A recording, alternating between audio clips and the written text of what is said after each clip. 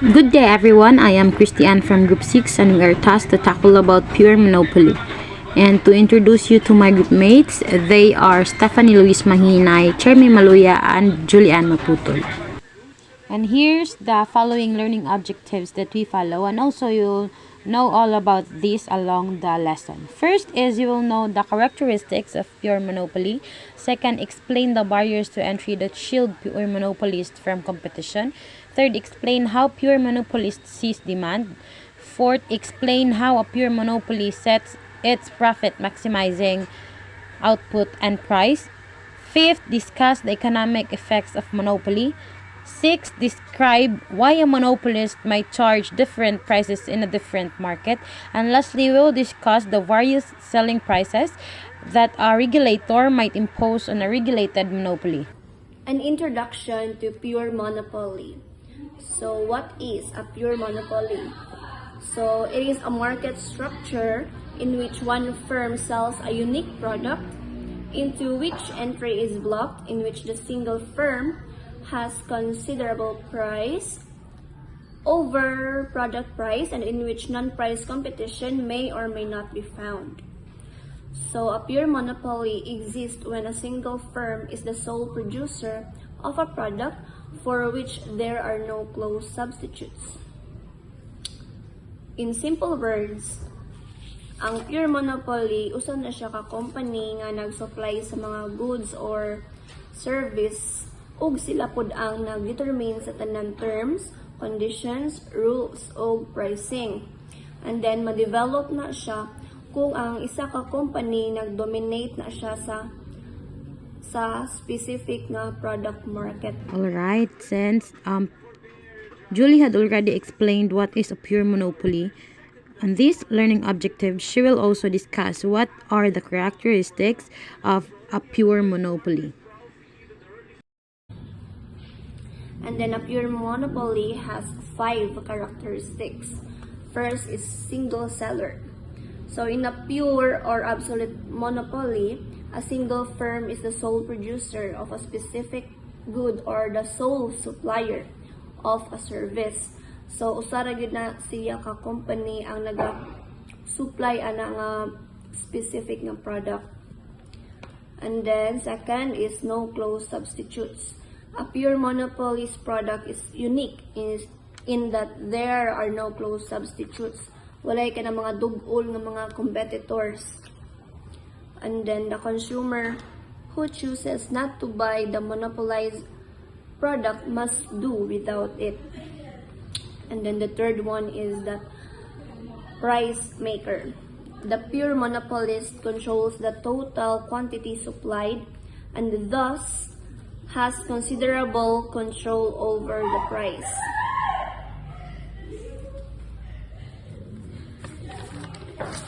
Then the fourth one is blocked entry.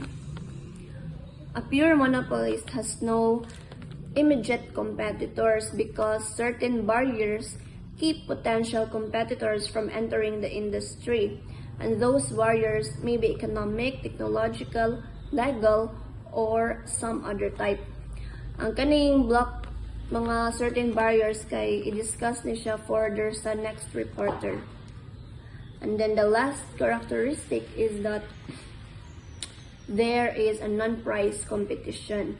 So the product produced by a pure monopolist may either standardized as with natural gas and electricity or differentiated as with the Windows operating system or frisbees.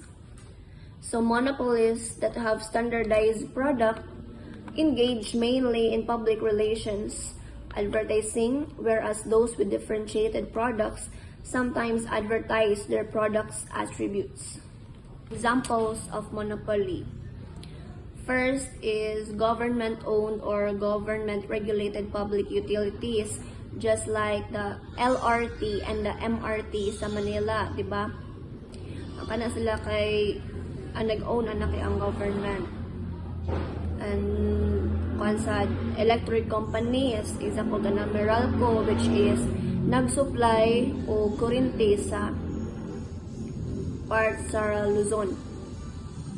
And then water company, example, are ang MCWD kay daghan yun siyang gina-cover nga area para masuplayan og tubig. And then cable TV company, example ani kay ang Signal. And then another example is smartphone operating system like Android. Ang Android gid mo nag-dominate sa tanang mga Android phones mo gid ilang operating system. So those are the examples of monopoly. Usa lang ang ang ilahang ang nag-supply anak ng mga products and services. Thank you, Julie. So, learning objectives 12.1 was done. Any questions regarding the topic? Alright, thank you. So, we'll now proceed with learning objectives 12.2, in which I will be explaining to you the barriers to entry that shield pure monopolies from competition. So, what is legal barriers to entry? So, legal barriers to entry are the legal, technological, or market forces that discourage or prevent potential competitors from entering in a market. So, this means nga, naay mga market forces nga mo stop or mo discourage if ever naay mga potential competitors nga possible mo enter sa usa ka market. So there are four most prominent barriers to entry. First is the economies of scale. Economies of scale is cost reduction that occur when companies increase production. Buot pasabot, if ang usa ka firm mo produce og daghan nga mga products, then the cost of their products will reduce. Mao na ang economies of scale. Second is the legal barriers to entry like patents and licenses. A patent is the exclusive right of an inventor to use, while licenses is government limits to entry to an industry. Ang patent, in other words, is like na siya inventor by the government na maura po and daw allows the allow sa business to another import a inventor if certain this type of inventor good has into the country. For contributed example, sa there could be a pagdevelop restriction ana on sa isa ka imported product. cheese, and license would be granted to certain companies, allowing them to act as importers. So, ana ang kalakaran if naay license ang isa ka business. Let's proceed with the third most prominent barriers to entry, which is the ownership or control of essential resources, in which a monopolist can use private property as an obstacle to potential rivals. So, if ingon ani siya, if a single firm has control over an essential resource, it can eliminate competition by denying competitors access to the resource. This effectively limits entry into an industry. For example, the professional sports leagues that control player contracts and leases on major city stadiums. So, ingana siya, nga kuan murag na ay, if ever na kay nga na murag na kay power nga mo stop. So, mao na ang purpose sa barriers to entry ni pure monopoly. So, for the last most prominent barriers to entry, which is the pricing and other strategic barriers in which intended to keep the entrant out of the industry.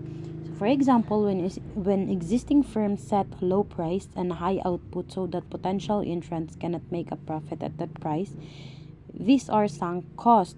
The higher the amount spent by the incumbent firms, the greater the deterrent to new entrants. So, ingon ana, ang kadtong price and other strategic barriers ni pure monopoly.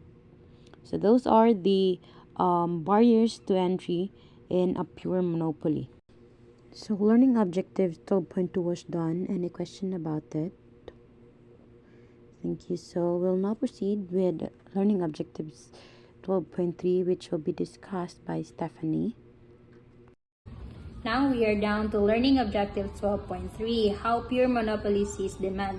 Now that na-explain na ang source of monopoly, we are now going to build a model of pure monopoly para ato ang ma-analyze ang monopoly price of output decision.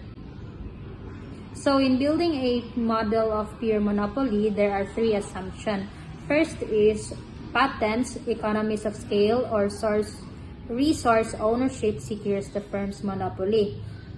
So in monopoly, di ba single firm naman siya, meaning it is exclusive like patent. Ang inventor has an exclusive right na magamit o magpagamit sa iyang invention. An economies of scale can also be achieved and secure the firm's monopoly due to its single supplier status o ang iyahang price structure. Second, no unit of government regulates the firm. No unit of government regulates the firm kay the monopolist can and only be the one nga makabuot sa iyahang pricing, whether iyaha ipataas or iya ipagamay. They can control the market in which they do their business without having to see the regulations of the government. But at some point, government can intervene gihapon sa monopolist through price capping. Third is, the firm is a single price monopolist, meaning it charges the same price for all units of output. So in monopoly, di ba, single firm raman siya which produces all the output of the industry. And 10 units of output nga ma-produce niya is same prices ra. So we will tackle more about ana as we get along man pod. So ang difference between pure monopolist o purely competitive seller naglies on the demand side of the market. So if you remember from last year's reporting katong pure competitor, ang purely competitive seller kay perfectly elastic demand curve at the price determined by the market supply and demand. So why gani? Kay the firm can sell as much as output as it wants at the market price and mao na siya why price taker siya. Also, kada additional unit nga mabaligya sa competitive seller mag-add sa constant product price to the firm's total revenue. Therefore, ang marginal status niya is constant o equal sa product price. On the other side, ang demand curve sa monopolist or any other imperfectly competitive seller kay lahi ra gyud na siya sa purely competitor. So the monopolist is a price maker kay they can control the market including their price. Yeah, diba? Ang monopolist is a single firm man which produces all the output of the industry. That is why the firm and the industry are synonymous. That means na the monopolist is the industry. And because the pure monopolist is the industry man, ang iyahang demand curve or for any imperfectly competitive seller is not perfectly elastic. Then the monopolist demand curve is downward sloping. So let's take a look at the column 1, the quantity of output, and the column 2, the price or the average revenue of the table 12.1. So diha gi-illustrate this concept. So you notice sa column 1 and 2, nagkadako iyang output, nagkagamay ang iyang price. So from output nga 0, ang iyang prices is $172. So fast forward sa quantity of output 10, there we have noticed na ang iyang price kay nigamay into $72. Mao na siya the quantity demanded as the price decreases. There we can say na different gyud ang monopoly ug ang purely competitive. Then let's take a look at the graph part sa monopoly's demand data sa table 12.1 as demand curve D sa figure 12.2. So let's take a look at lang sa then we'll dig deeper ana niya later. So now, the downward slope of the monopolist demand curve has three important implications. The first one is the marginal revenue is less than the price. The second is the monopolist is a price maker. Third, the monopoly sets price in the elastic region of demand. So marginal revenue is less than price. So with a fixed downward sloping demand curve, the pure monopolist can increase sales only by charging low price. So consequently, marginal revenue means the change in total revenue associated with a 1 unit change in output is less than price or average revenue for every unit of output except the first. So ngano man ang lower price nga makuha sa extra unit of output kay ma-apply gihapon to siya sa tanan prior unit sa output. Ang monopolist kay ilaha mabaligya those prior units at a higher price if walay nagproduce og nagbaligya og extra output. Each additional unit of output solves increased total revenue sa amount nga equal to its own price minus the price cut na na-apply atong prior unit of output. That's why marginal revenue is less than price. So back to 12 na ay 2 price quantity combination nga naka-highlight from the monopolist demand curve. So kanang $142 and $132 a table from output 3.4 na siya. Ay, 3 and 4. So, ang monopolies can sell one more unit at $132 rather than $142. And that way, nakagain siya $132 kanang blue area o extra revenue. Before na mabaligya ang fourth unit for $132, dapat una mabaligya sa monopolist ang first 3 units at $132 and not $142. And saan na nga gain, maynusa na siya $10 kada unit, mao na siyang naay $30 revenue loss kanang red area. Mao na dayon ng net difference in total revenue sa ika-fourth nga unit kay $132.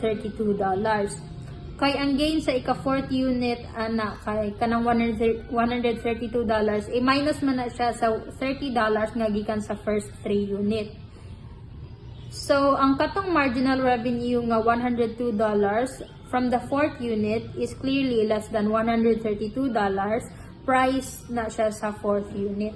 So, back sa table. So, as you can see, sa column 4 sa table 12.1, ang marginal revenue kay gamay din na siya sa corresponding product price sa column 2 except for the first unit of output.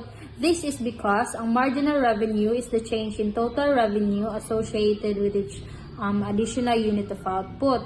And ang declining amount sa marginal revenue sa column 4 means nga ang total revenue nag-increase at a diminishing rate sa column 3 and 4.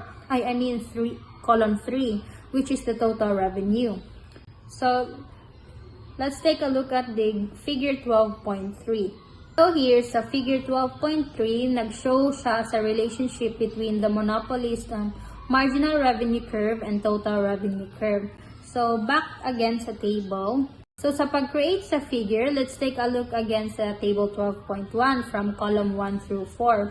So, ibutang talang no nga each unit has a successive $10 price cut, elicit kada additional unit of sales. So, kanada yun, igmabaligya na ang monopolist, igmagbaligya ng monopolist usab og lain nga units of output, ibutang talang na ika-11 units of output, then it would be $62, then ang 12 units at $52, and so on. Next kay sa figure 12.3. So here sa figure, let's take a note nga ang MR curve nag-lies below the demand curve and kana nag-indicate nga ang marginal revenue is less than price sa kada output quantity except sa first unit. Then awa ang graph. The first graph is the marginal revenue and the second graph is the total revenue. Kaya ang total revenue is the change in total revenue man, and ang marginal revenue is positive while ang total revenue is increasing. Kung ang total revenue reaches its maximum, ang marginal revenue is 0. Kung dayon ang total revenue is diminishing, the marginal revenue is negative. Thank you, Steph. So we're done with learning objectives 12.3. So we'll now proceed with learning objectives 12.4, in which Stephanie will continue its reporting and let you understand on what is the output and price determination in a pure monopoly. So now let's down to learning objectives 12.4, output and price determination. So question: at what specific price-quantity combination will a profit-maximizing monopolist chose to operate man? So, to answer these questions, ato-atunan ang production cost sa analysis. So, cost data. So, sa cost side, ato ang ibutang nga ang monopolist nag-hire og resources competitively. Same na sad sila og technology na gigamit sa competitors. Therefore, same sad sila og cost structure sa purely competitive firms nga atong natakol sa chapter 10 ug 11 last year. So, by using the same cost data nga ato na develop last year nga discussion, ato ang ma-compare the price and the output decision of pure monopolies sa purely competitor. So, MR is equal to MC rule. So, monopolists will use the same rationale as competitive industry. If producing is preferable to shutting down, it will produce the output at which marginal revenue is equal to marginal cost. So if ang monopoly is nag-seek siya nga para mapadako ang iyang profit, he will use the same rationale as competitive industry nga nag-seek sad nga mapadako ang ilahang profit. So if producing is preferable to shutting down, mag-produce na siya output nga marginal revenue equals marginal cost. Mao na siya ang MR is equal to MC rule. So now, ato ay determine ang profit maximizing output, profit maximizing price, o economic profit in pure monopoly using these steps. So first one, the step 1 is to determine the profit maximizing output by finding where the MR and the MC is. So here, let's take a look again sa table 12.1. Here sa column 4 of 7, nag-indicate nga ang profit maximizing output of unit is the unit 5. So ngano ang unit 5? Ang unit 5, ang last unit of output nga ang marginal revenue nag-exceed sa marginal cost. So awa gani, ang marginal revenue niya di ba $82 ug ang iyang marginal cost is 70. Ang ika-6 unit of output na dayon nga marginal revenue is $62 and ang iyang marginal cost is 80. So dili na dayon na diha kay ang MC naman dayon ang nag-exceed sa MR. So mo nang ang 5th unit of output is the profit maximizing output. So here, so in column 2 and 5 na nagpakita nga sa 5 unit of output, ang product price is the $122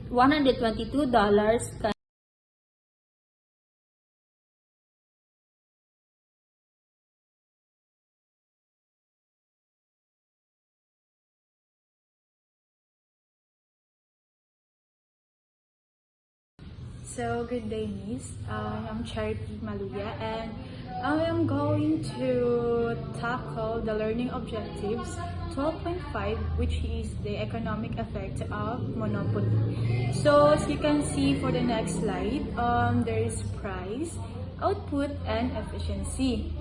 So, how does monopoly compare with pure competition in terms of price, output, and efficiency? So, when there is only competition, the price is set at marginal cost, which result in no economic benefit. But if na a monopoly, the price is set higher than the marginal cost, so which maka-result in a profit para sa company. Then, while the pure competition is regarded as economically efficient, but in a monopoly, ang price kay musaka and ang quantity is less than the level of production that is economically efficient. So, naatay mga effect of monopoly, which is the first one, the income transfer. Then second, the cost complication. Then under for the cost complication, we have a economic of scale. Second one, simultaneous consumption. The third one, network effect. The fourth, X and efficiency. And the fifth, rent seeking behavior. And lastly, the technological advance. So, in income transfer, it's very essential because the monopolist charges a higher price for their product and purely competitive firm. Then, ang mga consumer kay, if the surplus kay lost and it should be like transfer as produces. If the monopolist economies of scale could be realized since they're the only firm kanang nag-provide sa certain good or services. So, they are able to service the market, and the more they service, the lower nga average ilang total cost. And also, kanang matawag na to ani kay if ang service kay, like the market kay mutaas, then the malower jud yung average. ang tawagan niya kay simultaneous consumption. So nato example ana like if ang usa ka firm masatisfy sa large number of consumers, for example kanang Microsoft makaproduce siya Windows program only if one loss is low cost kay million of consumer million of consumer kay nag-use ana nga program. Also, we assume that the monopolist produces at a point where ang average total cost kay ma-minimize per unit. But in this case, dili na siya always hitabo, and that doesn't always happen. And when a monopolist is producing output that is above the minimum average cost, then they are at the X and efficiency. So, in short, ang X and efficiency, ang production sa output kay whatever unsa siya ka level at a higher average and total cost, it is necessary for producing. But even though it reduces profit, it occurs, could be because of nepotism, giving and competent for the family, friends, or like the cost is lost. The cost is lost, minimize, make it be. So, as ay balik sa katong unsa ang nepotism kay naghatag siya like advantage or privilege sa friends or family sa usa ka field or employee. So, as I continue, because the management has different, we already know that the management has a different goal, and so they are not engaging in cost-reducing behavior and etc. So, sometimes, mga monopolists mag-engage in rent-seeking behavior. So, usa ni siya ka-effect or impact sa monopoly. So, and this is when they want to transfer the income or wealth to a firm or lease or supply at someone else's expenses. So, ang firm kay basin might go through a great lengths or supplier at someone else's expenses, or to keep their monopolies that isn't going through the government, trying to get exclusive incentive, licenses, legislation. No, not registration. It's legislation, like hiring lawyers to use and so that can drive up their cost. So ang uban sa mga economists kay moingon nga like that a monopolist does not have a incentive to acquire and implement so new technology or even innovate, because since there are sole supplier, and the technology innovation would increase their cost, but ang uban moingon nga sometimes ang monopolist kay mag-own a new technology or mo-create, and that is a barrier entry and no one else has the technology, and so they will continue to innovate, and this will keep potential competitors away. So for the assessment policy options, economists are concerned about monopolies because since usara siya ka firm nga makasupply of good or service, they can charge a higher prices. There's a dead weight losses associated. There is a stifles competition and innovation.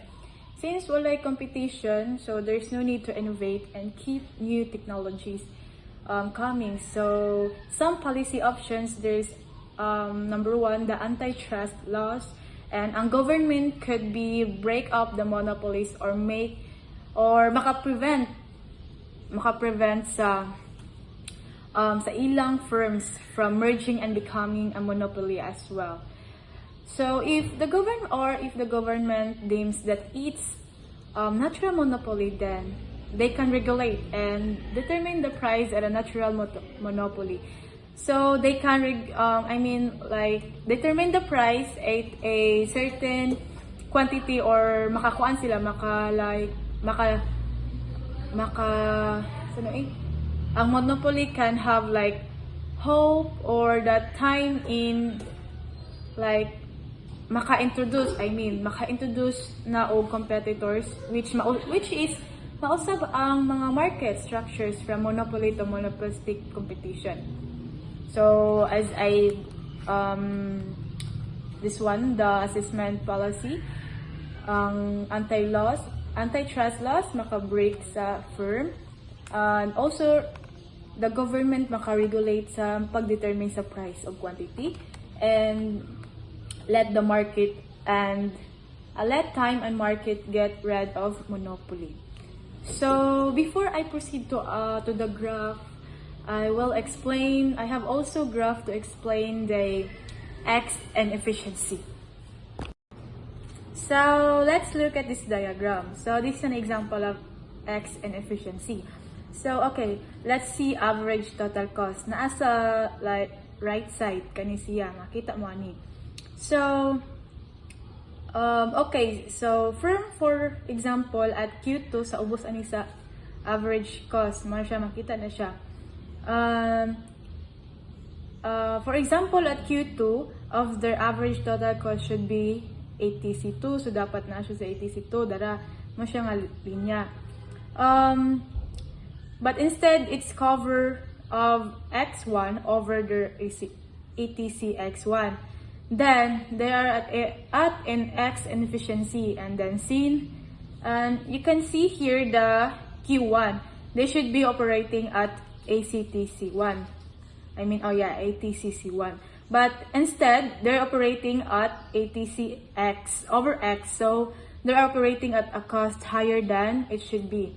So as I said earlier, X efficiency mo ni siya ang mga production sa output nga whatever its level at a higher average and like total cost than it's necessary for producing necessary producing. So let's proceed to the next slide, which is you can see the two graph, which is on the left side you can see the purely competitive industry, and the right side is pure monopoly. So like one effect of a monopoly is a loss in efficiency. So in a perfectly competitive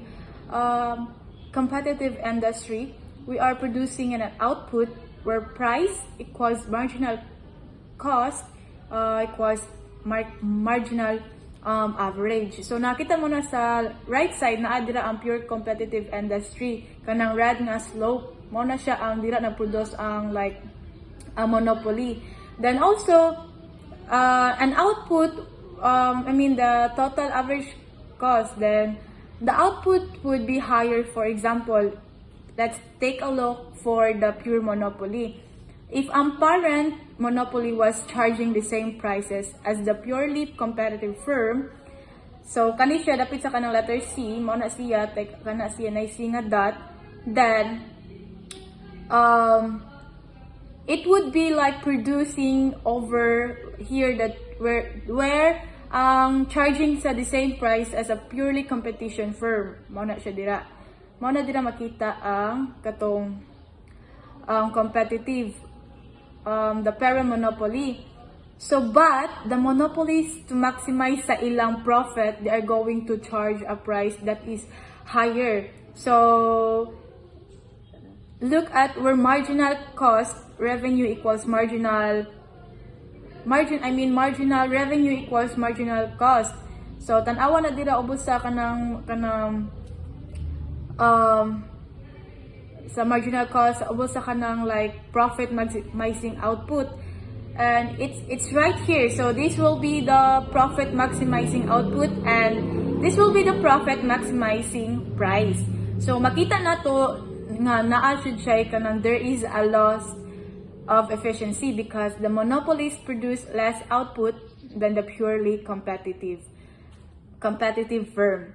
So there is a loss of surplus right here. This little triangle, kaya nakita niyo nga blue triangle mo na siya ang loss of surplus. So as like balik ko na ko ha, because sa monopolies produce malas din siyang output, kay nakita nato nga ang profit maximizing price kay ni ubos siya, so na-adjust tendency nga ang monopolies will produce og less output than the purely competitive. So in the next slide, we have the picture which is the global perspective. So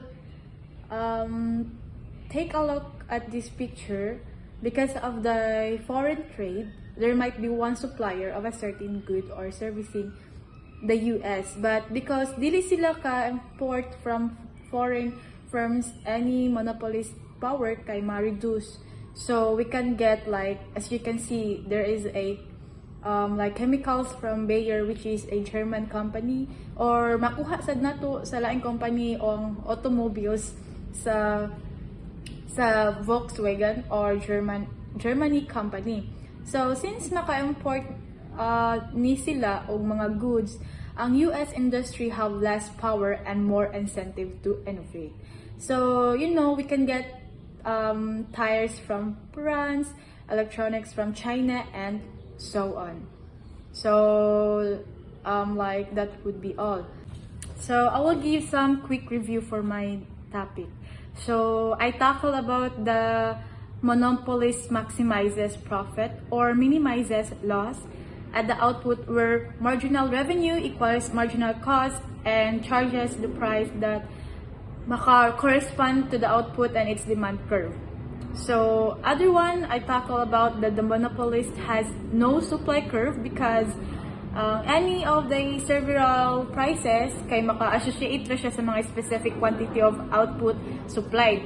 So the next one, like assuming the identical cost, ang mga monopolies kay less efficient than a purely competitive industry. Because it will fail to produce units of output for which marginal benefits exceed sa marginal cost. So the inefficiencies of monopoly may be offset or lessened by economies of scale and less likely by technological progress, but they may be intensified by the presence of inefficiency and rent-seeking expedition. So the next topic would be report by Julie. Why does a monopolist might charge different prices in different markets? So diri na mo exist ang price discrimination. So unsa din ang price discrimination? So price discrimination is the selling of a product to different buyers at different prices when the price differences are not justified by differences in cost. So price discrimination is a strategy that businesses use to maximize revenue by charging customers different prices based on their willingness to pay. So we have assumed that the monopolist charges a single price to all buyers. But under certain conditions, the monopolist can increase profit by charging different prices to different buyers.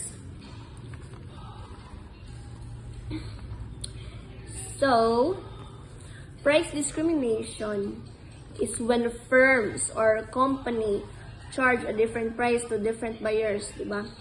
It helps monopolists capture more profit, and the seller should be a monopolist to practice price discrimination, and they need to segregate buyers and know which buyers would pay the maximum price of the good. And they will know that senior citizens oftentimes are outliving on fixed incomes, and so they give discounts, as well as the students who are willing to pay for lower prices. So price discrimination can take three forms: first degree or perfect price discrimination, second degree, and the third degree. So unsa na sila nga mga forms. So the first degree price discrimination kay charging each customer in a single market the maximum price she or he is willing to pay. So mo occur ang first degree price discrimination kung mo charge na ang company og maximum possible price sa ilahang gina-offer nga product or service. For example, kung musaka ang presyo sa kuryente, diba, willing gihapon ta mo bayad kay ang kuryente kay necessity ba na siya, kung wala tay kuryente wa sad tay tubig, diba? And then the second degree price discrimination. It is charging each customer one price for the first set of units purchased and a lower price for subsequent units purchased. So the second degree price discrimination occurs when a company charges a different price for different quantities consumed, such as quantity discounts on bulk purchases. Kung dinagha ng imuhang gipalit sa monopolist nga company kay muhatag sila og discount nimo. Like for example, quantity discounts for consumers that purchase a specified number of certain good. Like kana bitong mga wholesalers, daan na musud ang second degree price discrimination. And then the third degree price discrimination. It is charging some customers one price and the other customer another price. So lain-lain sila presyo.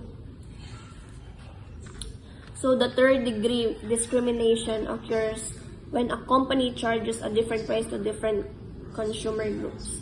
So for example, as in a cinema, diba, i-divide na nila ang mga movie goers into seniors, adults, children, and even students, each paying a different price when seeing the same movie. Kay kanang mga senior or mga students naman na sila discounts, kanang mga adults o kanang magpay na sila sa regular nga price viewed.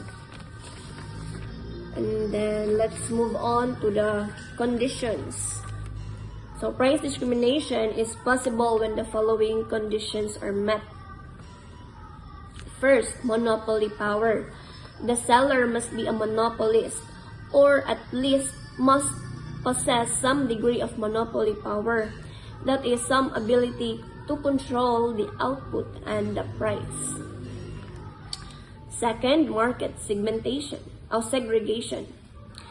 A relatively low cost itself, the seller must be able to segregate buyers into distinct classes, each with a different willingness or ability to pay for the product. So the separation of buyers is usually based on different price elasticities of demand. Just like sa katong example nako sa third degree price discrimination, di ba lain-lain gid sila og price, maunang i-segregate yun ang market sa price discrimination. And then the third condition is that no resale. The original purchaser cannot resell the product or service. Dili ka pwede mag-resell sa product sa monopolist. These conditions suggest that service industries such as the transportation industry or the industries for legal and medical services, where resale is impossible, are good candidates for price discrimination. So here are some examples of price discrimination. The first is the airline industry, diba? It is a classic example good of price discrimination kay ngano they charge higher prices to kanang business travelers kay kanang mga nag-travel for business dagko ang ilang ihatag ana nga presyo di pareha sa kanang mga mo travel lang for leisure lang ana which is ubos-ubos ang presyo kay ang business travelers manggod willing sila mo pay og higher price kay mga last minute naman guna ilahang ilahang pag book of flight ganun. Tapos ang kanang mga leisure traveler sensitive gina sila sa higher prices maong willing gina sila mo pay for lower prices sa ticket sa airline. And then another example is katong movie theater or cinema. Katong example na ko sa third degree price discrimination mo ito siya. They vary their charges on the basis of time. They have higher rates on the evenings and during weekends kay mas daghan customer ana nga mga adlaw or kanang mga time. And then mag-vary po sila sa age which have lower rates for children and senior kay naman ay discount yun basta sila ang mupalit. So those are the examples of price discrimination.